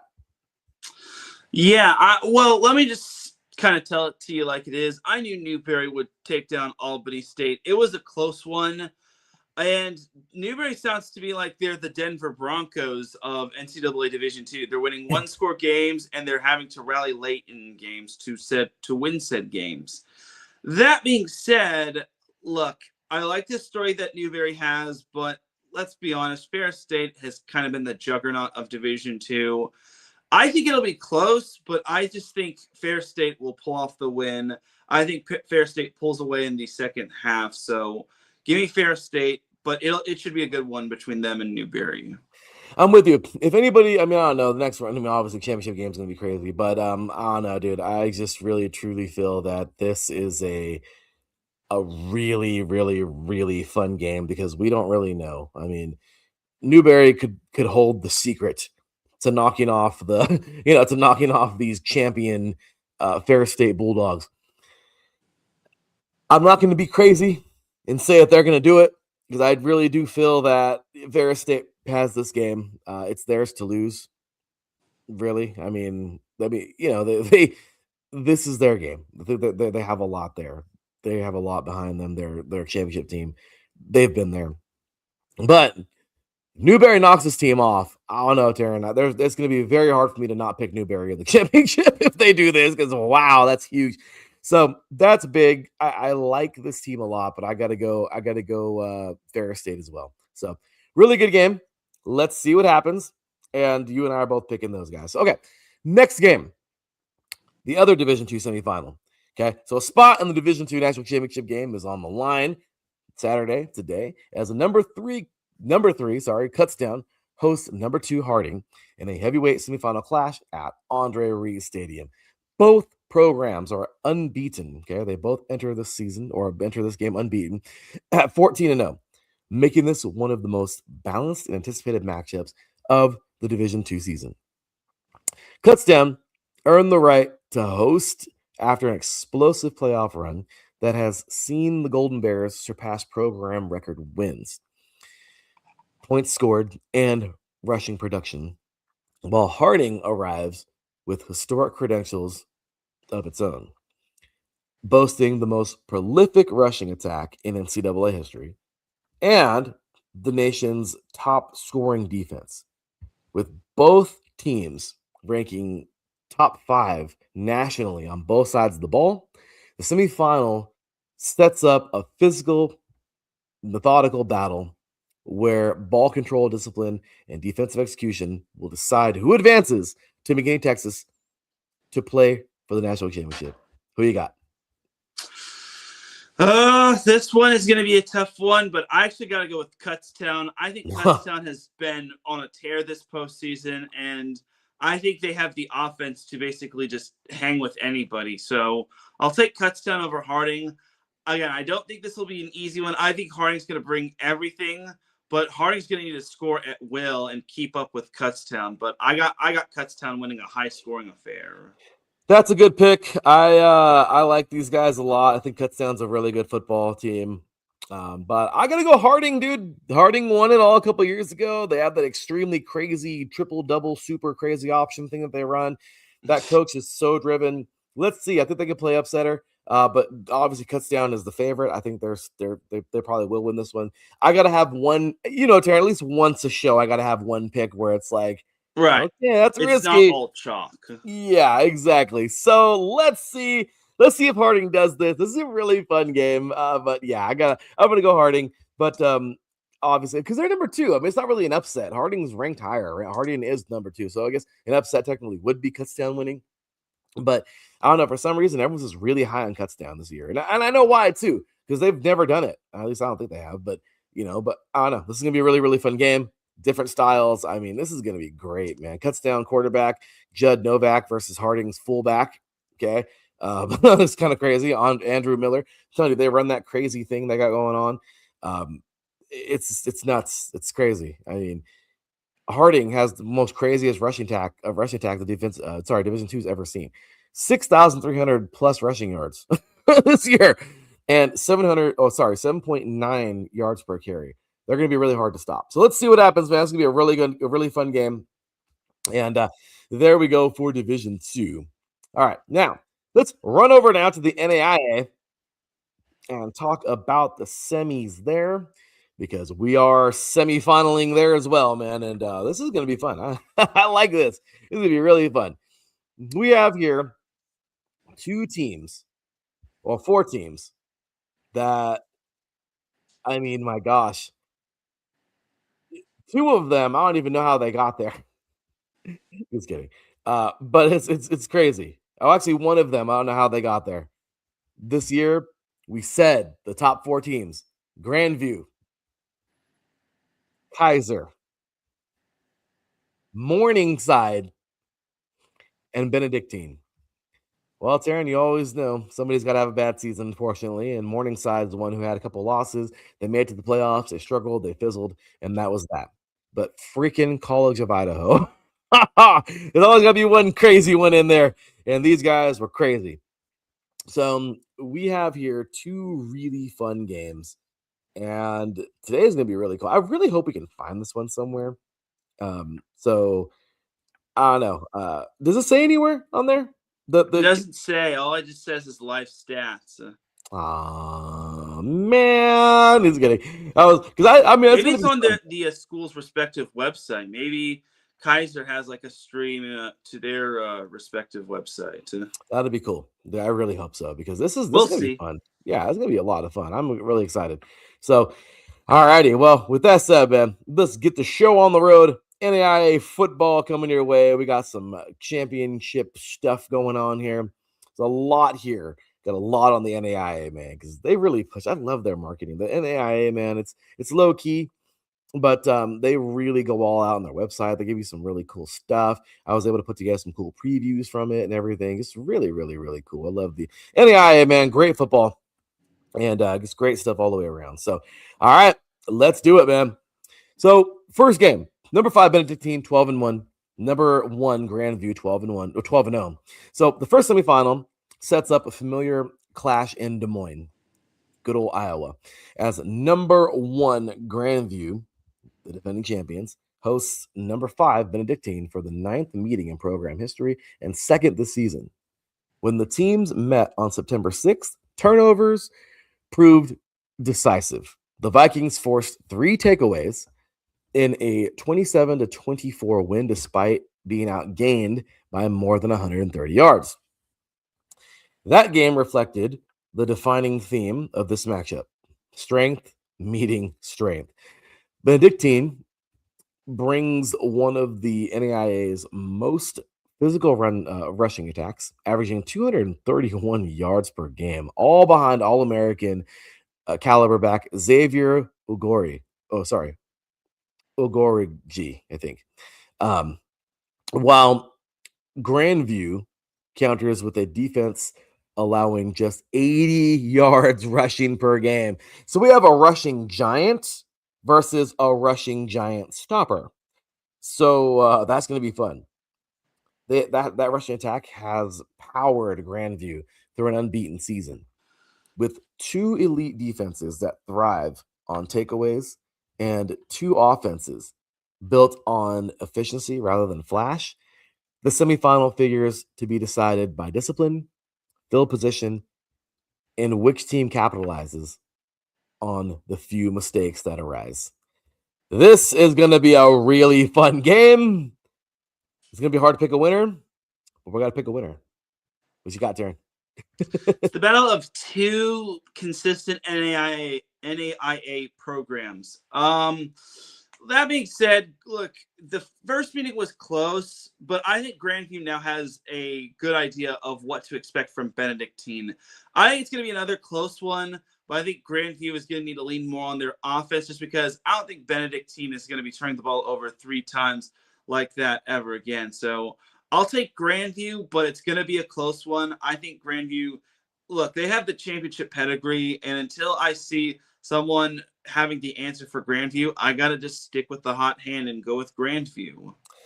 Let's see it. I think so. It's a hard one to pick because you definitely want to see, it's obviously cool seeing other teams up there and everything. But yeah, Darren, I think this one's kind of obvious. Even though Benedictine is going to be really, really, really good, this is kind of hard. Grandview got there. They're solid. They're number one in the country. They've been number one all year long. It's kind of hard to see them lose. But if they do, cool. Great job for Benedictine. They pulled off something great. But if you got to pick it before the game is played, obviously, I think the majority of us are all going to go Grandview like you did, and that's where I'm going as well. So, all right, Darren. Well, there is game number 1 in the semifinals. Now, game number 2 is a little more interesting. Game number 2 is going to be really fun here. So here it comes. Game number 2. Number 8, College of Idaho, 11-1 at number 2, Kaiser, 11-0. The second semifinal offers a compelling matchup and a clash of contrasting styles. As number 2, Kaiser welcomes number 8, College of Idaho, to West Palm Beach with a spot in the national championship on the line. The Seahawks defeated the Yotes 28-21 in the 2023 semifinals on the same field. But College of Idaho arrives this time with momentum after knocking off previously unbeaten Montana Tech behind a dominant ground performance. The Yotes lean heavy on a physical rushing attack that ranks 7th nationally, led by Riley Byington, who has surged into NAIA's top 10 in rushing. Kaiser, meanwhile, has been one of the most efficient teams in the country all season, excelling on third down and pairing a top 10 scoring offense with a defense allowing just, 15.8 points per game. Quarterback Shea Spencer has been razor sharp when called upon, while the Seahawks' ability to control tempo and limit mistakes has defined their undefeated run. With both teams fielding top-tier defenses and proven postseason experience, this semifinal sets up a chess match where sustained drives, red zone execution, and late game composure will likely determine who advances to Fort Worth. This is a crazy game, Tim. This is gonna be way closer, I think, than the other game. Who you got? Yeah, I think it's going to be closer than everyone expects it to be. I mean, College of Idaho, you got to like the little mean streak that they're on. I think what they did in the previous round was absolutely amazing. That being said, Kaiser has just been on a tear this entire season overall. And my old MO is until I see someone finding the answer to take down said other team. I got to go with the hot hand and say Kaiser's going to win. But College of Idaho is really going to make Kaiser work for that win. I think Kaiser, if they're thinking that this is going to be an easy matchup, they have another thing coming. So Kaiser will win, but it'll be in a close one. I'm totally with you. I think Kaiser's going to have a really, really hard time with these guys. I really like College of Idaho. Oh my gosh, it'd be crazy if they won. I would love to see Benedictine in College of Idaho. That'd be fun, right? But I don't think that's going to happen. I think we're going to see another battle between Kaiser and number one, of course. It's going to be a 1 versus 2. This is almost like a Hutchinson and Iowa Western kind of deal here, because I truly feel that this team is just, both these teams got the hot hand. So give me Kaiser by a little bit, but man, wouldn't it be crazy to see the upsets. So, all right, Teran, off to the FCS. This one should be quick because, well, we're here. We already got one game played yesterday. Congratulations to Montana State. They power passed Stephen F. Austin to lock in a semifinal spot using balance, physicality, and big play execution. The Bobcats continue to look every bit like the national title threat that they've been all year. 44-28, they won this thing yesterday, and, well, they moved on rather quickly in the quarterfinal. Any thoughts on that at all, Teran? Because, I mean, that was just a beatdown. Well, it wasn't a beatdown, but they won this game, and honestly, it was pretty handedly. Well, I know my buddy Daryl Trujillo was rooting for Stephen F. Austin, but let's be honest with ourselves. Montana State was going to win this one without a doubt. Montana State has the experience. I just don't think that Stephen F. Austin had the offense to keep up with a good team like Montana State. So Montana State has been here before, and they've been here, done that. So Montana State, I knew they were going to win. And they look great. They got it done. They look strong. And, well, they're on to the next round. So, all right, Teran, finishing off the quarterfinals today, we got 3 games. Villanova at 11-2. Tarleton State at 12-1. Power versus pedigree here. Villanova hits the road to face off against a physical Tarleton State team who, again, these guys were just Division II, like what, last year, 2 years ago, and they're just dominating, man. They're dominating, man. I love this year. This has been such a fun year for them.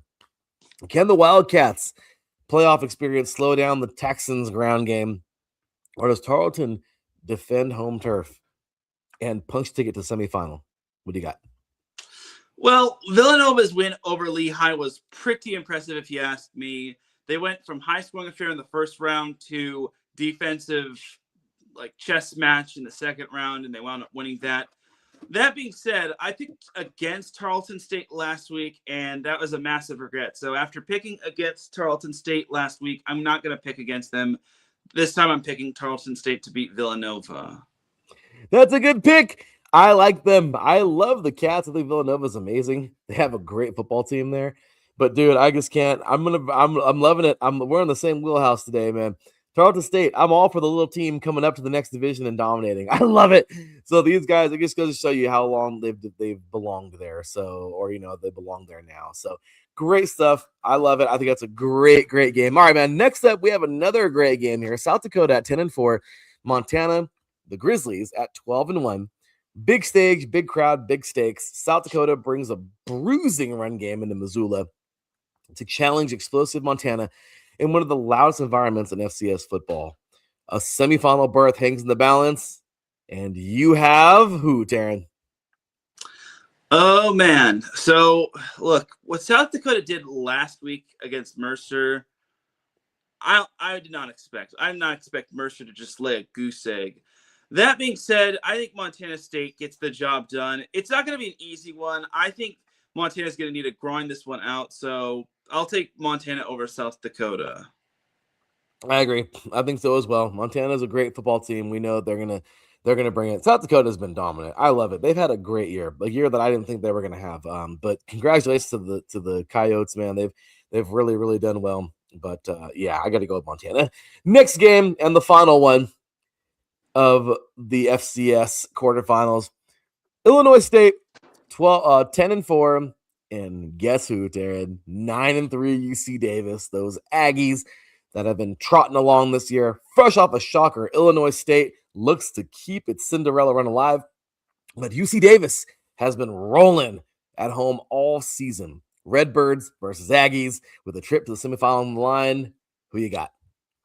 Look, Illinois State had a very good win over North Dakota State, but this time they got to go out west to take on UC Davis. And you said it best. UC Davis has been a force to be reckoned with in its home on its home field. So I think Illinois State keeps this close, but I think Davis and its high-powered offense will get the job done. So give me the Aggies.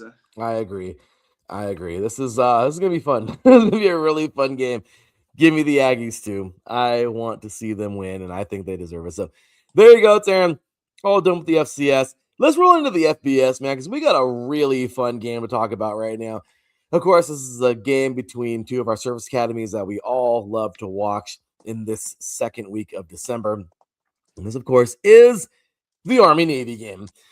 This is 126th, crazy, 126th Army-Navy game, and it sets up a classic clash of familiarity and physicality.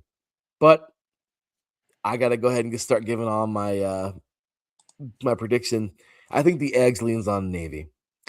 While Army continues to lean heavily on the run, the Black Knights, they lack a little explosiveness this year. I don't know, recent seasons, they've been really good. This year, I just don't see that. So making them easier to defend in a game where margins are razor thin. So Navy's offense, led by Blake Horvath and Alex Texa, is more multidimensional, pairing elite rushing production with improved efficiency through the air under OC Drew Chronick's and evolved option system. So with both teams on extra rest and weather unlikely to be a factor, thankfully, I just feel like Navy's superior yards per play profile and ability to generate chunk plays give the midshipmen the advantage in this one. It's a low scoring. It'll be a low scoring battle, I think, but it'll be a grinded out battle. I'm going to go Navy by 6. Now, why did I start out like that with a prediction? Because this game is just too fun to not pick immediately. I love this game. It's going to be a really good game. But overall, man, this game's history has been awesome. 126 years of these two going at it, and I love it. The Army-Navy game has been something to watch for years and years and years, and I mean, these two, again, just awesome games. Some of them are blowouts, whatever. We actually have the all-time series. Navy leads 63, 55, and 7. I don't know. This is going to be pretty fun. Navy's already won 1 last year. Can they go for 2 straight? We'll see. There's my prediction. There's my thoughts. Teran, what you got? So in the last 9 meetings, I think Army has a 5-4 edge. But this time, I think Navy will tie that gap, and I think Navy extends its, I wouldn't say dominance, but it's pretty much edge over Army. So I'll take Navy. I think before Navy was unranked, Army was looking to try to knock off Navy for a ranked Navy team for the first time since I think the 1970s or something. But either way, I got Navy winning this one. I think Navy has had themselves a fantastic season. I don't see Navy slowing down for anything against Army. I think it'll be close in the beginning, but I think Navy pulls away in the second half and wins this one quite convincingly. I think so too. It should be a fun game. I would hope that Army gives a nice, good battle here. But yeah, overall, I just can't see anybody but Navy winning this one here. Should be fun though. I mean, I don't know, really cool too, man. I mean, it's really, I did not know, like, Army Navy has some really cool stuff here. I did not know this, that there are different academies. Well, both of these academies, they're the only 2 academies that have the underlying academies that actually do not cost you a year of eligibility. Crazy, right, Teran? So one day I really got to looking at this, and I thought this was pretty cool. So we have, I'm looking for my notes right now because this is just a kind of a random thought, but this was really cool because I was like, oh my gosh, like that's neat. So for players out there trying to play some football, and you want to go into the service academies and everything, obviously, you get everything for free, but then, obviously you got to give, like, I think it's like 4 or 5 years of service, which is really cool in return. So you get to do both. It's really cool. You get U.S. MAPS and U.S. NAPS. Those are the two service academies that are underneath. So they're like the junior colleges, but they're not really junior colleges. These are like the JUCO versions of the service academies. So if you're not quite ready yet and you join, just to beef you up and get you started, kind of like a junior college, those are two junior college like that they go to for an extra year before they play, which is pretty cool. And there's multiple options within there. You can play like up to like a couple of years before you're even a freshman at one of the service academies. Isn't that pretty cool? Yeah, that is just breaking news to me. That's awesome. Right? I mean, dude, I got a full-on thing about this. Like, it is so crazy, man. Like, I really love how they got this, man. I mean, I think this is if you ever noticed too, some of the service academies, they look bigger, they look older, because some of them are like a 20-year-old freshman or 21 even sometimes, because they'll go through like different parts of it. But it's pretty crazy, man. They also have Army. I didn't even know this. The only Army and Navy are the only two programs in all of the FBS that actually still have JV football teams. So kind of crazy. Just like high school, some of these guys can play a JV game and then still play, like, probably not start, but still play in the game that week. Kind of like JV football. Like you can play, like, you know what I mean? Kind of crazy. So NAPS and MAPS. We have the NAPS, which is the Navy, and then the US MAPS, which is the Army. Pretty cool, man. I mean, there's so many different things here. But yeah, you can actually, if you're like a sophomore, I think, a freshman or a sophomore, you can actually play a couple of years and see if it's okay, if it's right for you. I did not know this either, Teran. You do not have to sign your commit to the military until your junior year. That's crazy. And it's cool because the service academies, both of them, offer, hey, we're going to give you a taste. If you feel that the military is not for you, obviously you have to pay us 2 years back, of schooling, but they won't, like, you're not locked into a contract to join the military after. Crazy, right? I think that's pretty cool. I like that a lot.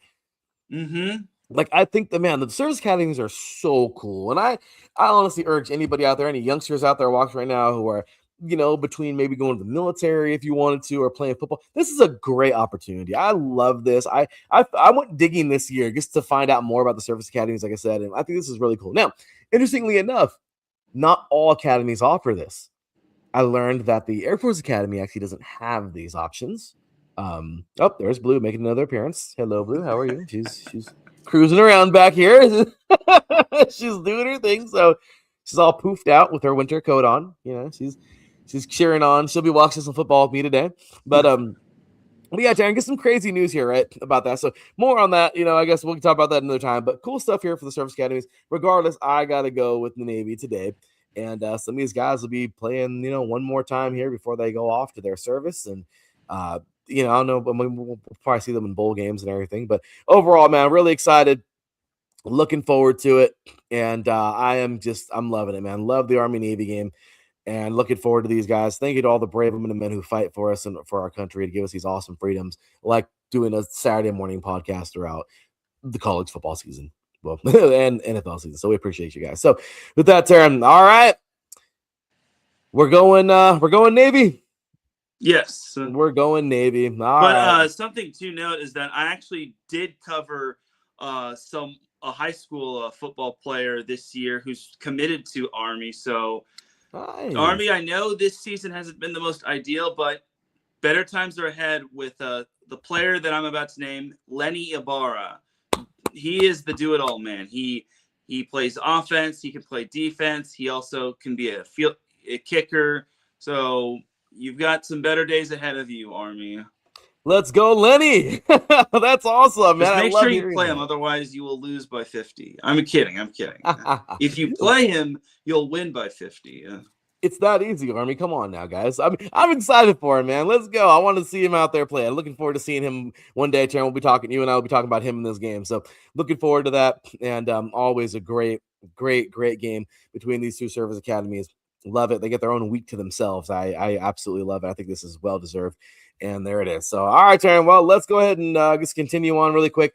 We do have some bowls to play, of course, starting off today.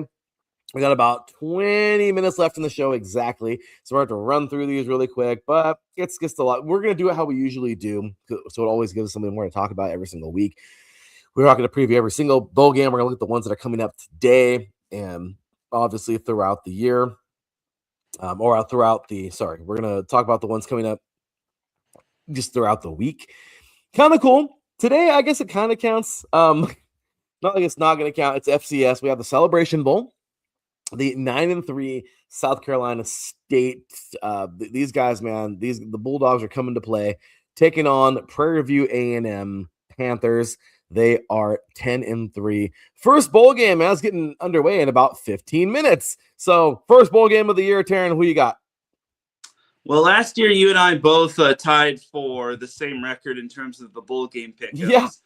I'll take Prairie View A&M to win this one. That'll be fun. I like that one. Good old Prairie View. I'm going to go Prairie View as well. They look like a little bit better team. So there you have it. So there we go. We got the FCS there. And now for today, we actually do start some bowl games. And the first one coming on up, it's right in our neck of the woods, Teran, the Bucked Up LA Bowl. Boise State at 9-4, taking on Washington at 8-4. It's the last time they'll be representing the Mountain West as they head to the new Pac-12. This is a fun game, Darren. We got some good stuff here in SoFi. I like it. Let's kick off bowl season right here in our own backyard. Who you got?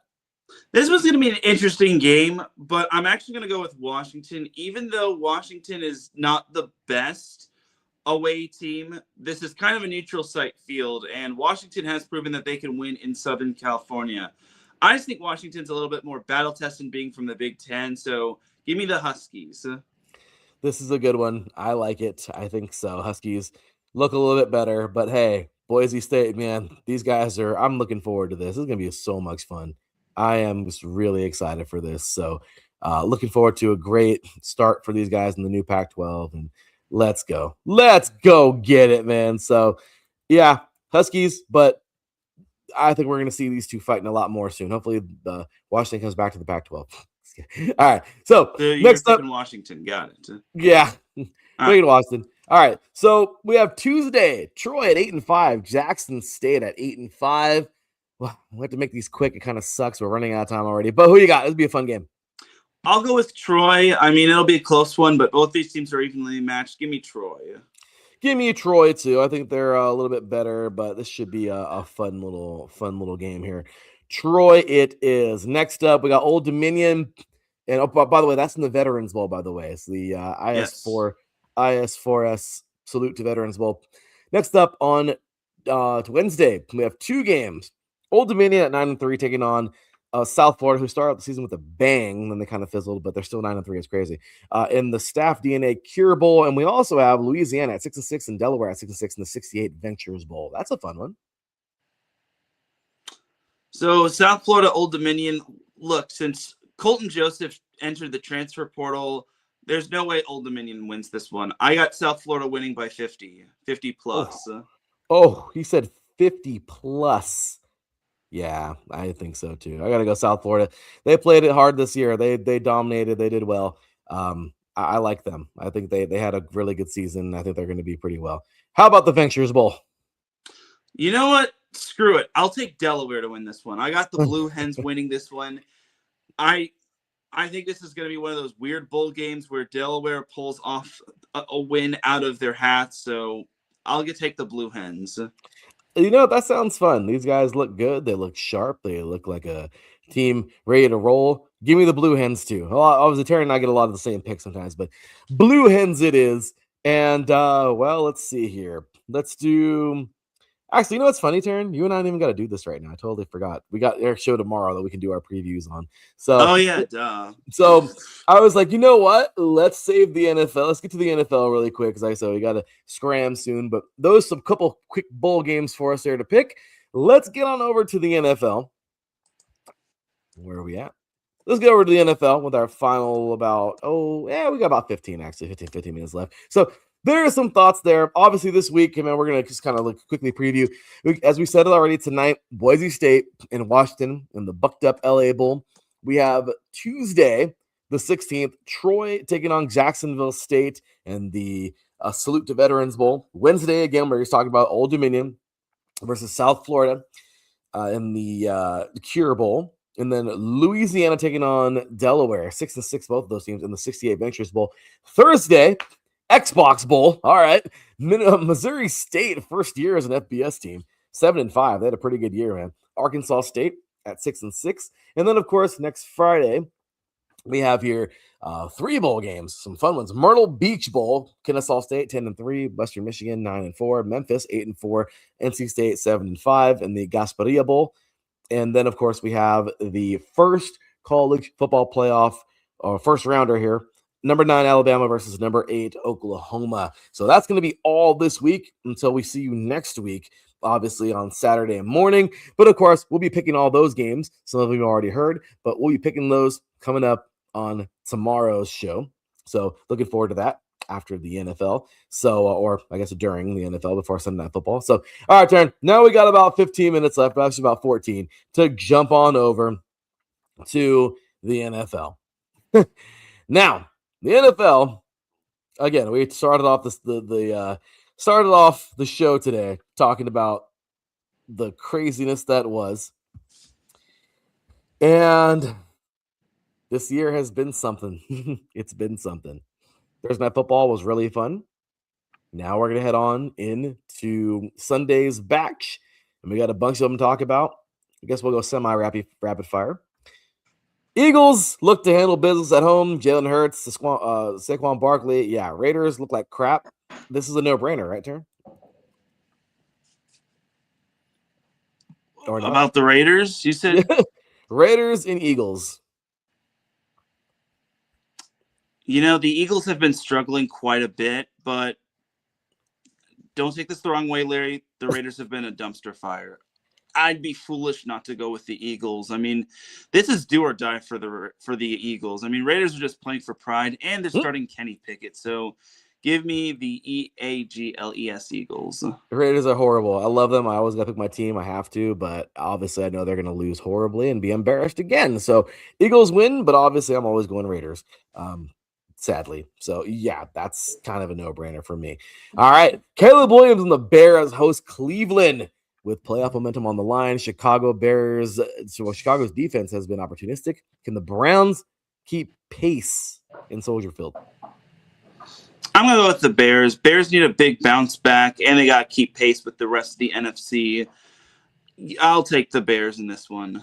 Yeah, I just don't see how... The other dumpster fire in the NFL besides the Jets is the Browns. So yeah, now I mean I'm almost positive here that this is going to be just maybe a beatdown. I don't know, but I'm almost sure that the Bears will win this thing. Okay, next up, Ravens at Bengals. Ooh, that's a fun one, right? Because the Bengals now are a little different looking. Lamar Jackson versus Joe Burrow with division pride on the line. Also, division or playoff implications are kind of a big deal in this one. AFC North battle. This is a fun one, man. 0 love lost in this one. This one could swing the entire AFC picture, in my opinion. So what do you got? This one's a tough one. I mean, Ravens have been struggling altogether offensively. Bengals did... You know what? I mean, but the Bengals, they don't have T. Higgins. They won't have T. Higgins.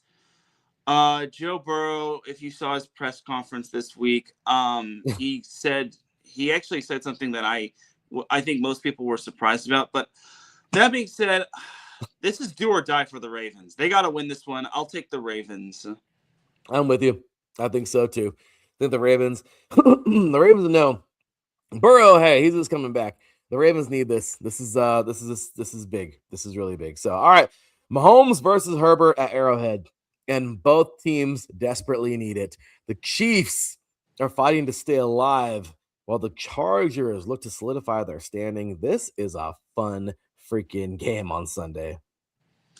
If there's ever a must-win for the Chiefs, it's this one. If they lose this one, it's pretty much their Yeah. playoff hopes are pretty much dashed. But the Chargers have a chance to end the Chiefs. I wouldn't say the Chiefs dynasty, but the Chiefs playoff hopes. So I'm obviously going to roll with the Chargers, but this one's going to be a tough one, especially since the Chargers are on such a short week. So give me the Bolts to win this one.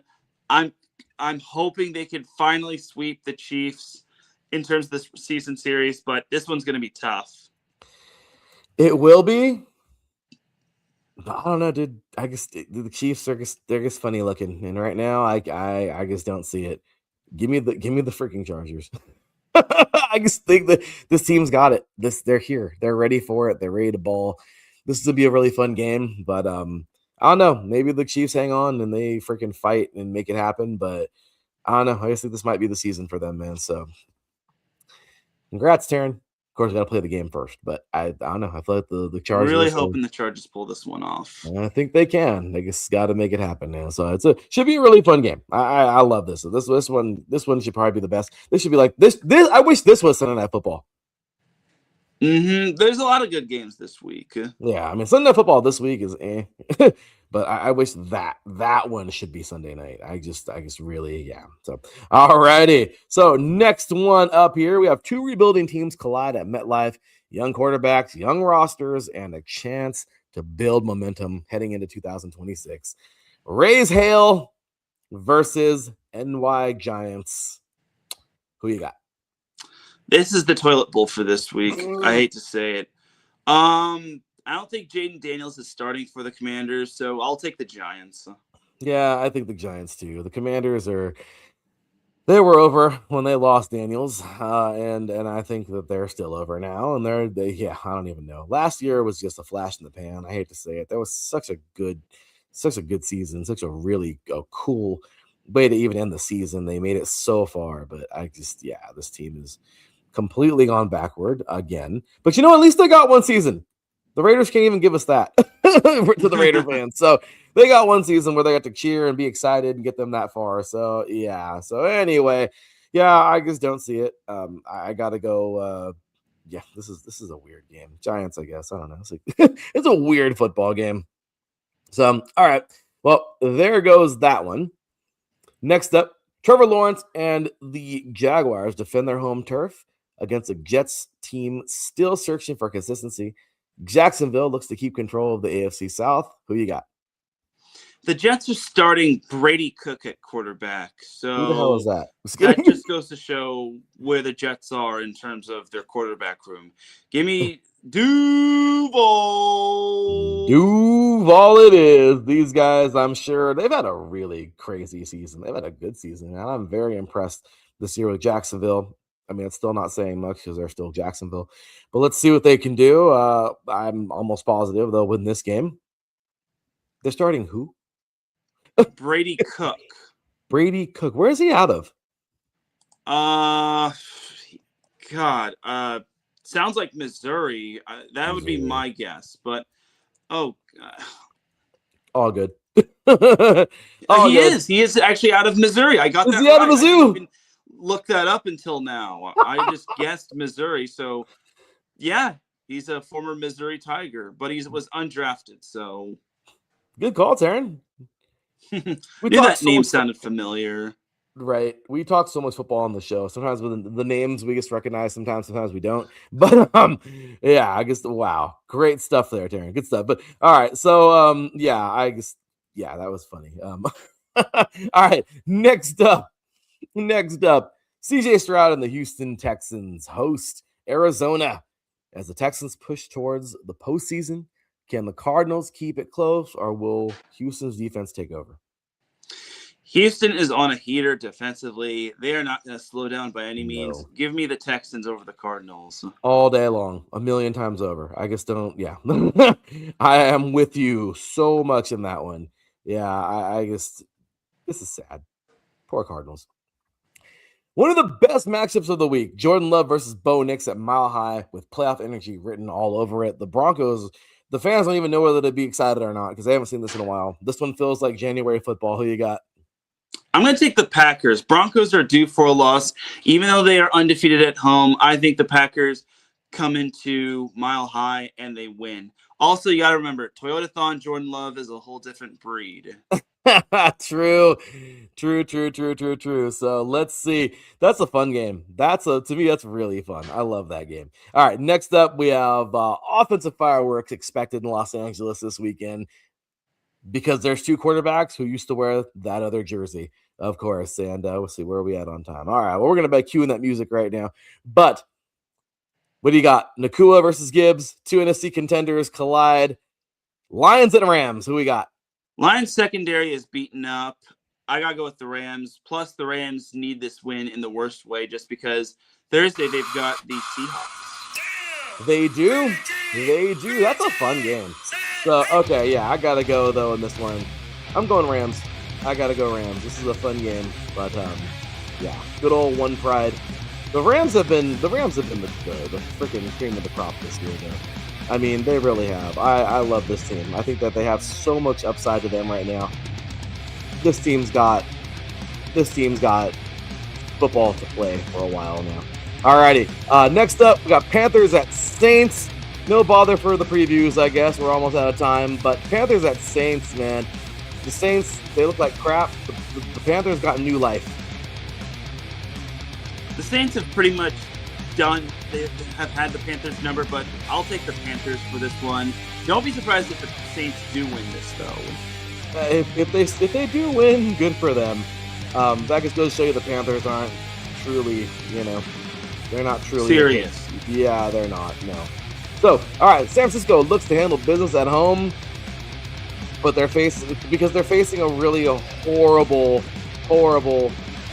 Titans team. All right. Do the Niners win this one easy, or do they win it easy? Niners are going to win this one really easy. Oh, really easy.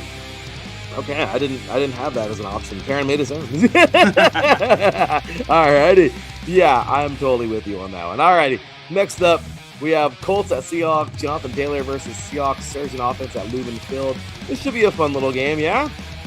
Yeah, the Colts might actually start Philip Rivers at QB. Oh my God! Sources are saying that Rivers might be activated before the Seahawks game, but I gotta go with the Seahawks. As much as I love Philip Rivers, look, this is gonna be his first game in over 1,800 days. I gotta go roll with the Seahawks. Their defense has been on a heater, and plus the Seahawks need this win because Thursday they've got the Rams, and that'll be for first place in the NFC West. Which is freaking crazy, right? I mean, yeah, dude, we're having some fun with this one. Sunday Night Football, of course, we're going to have our big old preview on this one, but a little bit of a sneak preview. Vikings at Cowboys this week. How do you like that one? That one's going to be an interesting game, but you're actually missing one game. You're missing Bills-Patriots. Oh, well, that was my next one. Oh, sorry. Yes, Bills-Patriots. Cowboys-Vikings will be interesting. I think Cowboys win, though. I'm with you. I am totally with you on that one. Okay, next up, one more time, Bills-Patriots. Who you got in that one? I'm going to take the Bills because Patriots are due for a loss. I think the Bills keep their AFC East hopes alive. They are. That's a fun one, for dang sure. I was saving that one because of the Dynasty deal earlier, but we kind of ran out of time on that one, so... my bad. It's all good. All right, and last but not least, let's go ahead and check the music real quick. Monday Night Football, Dolphins, Steelers. That's another fun one. Steelers, I'll take them even though TJ Watt's not playing. Yeah, I know, right? I'm kind of with that one too. So we'll see how that one goes. Teran, it has been a fun show. Come on, boy, Teran Rodriguez from your boy Larry B. We'll see you tomorrow. Until then, take care, and as always, God bless. Peace! Peace!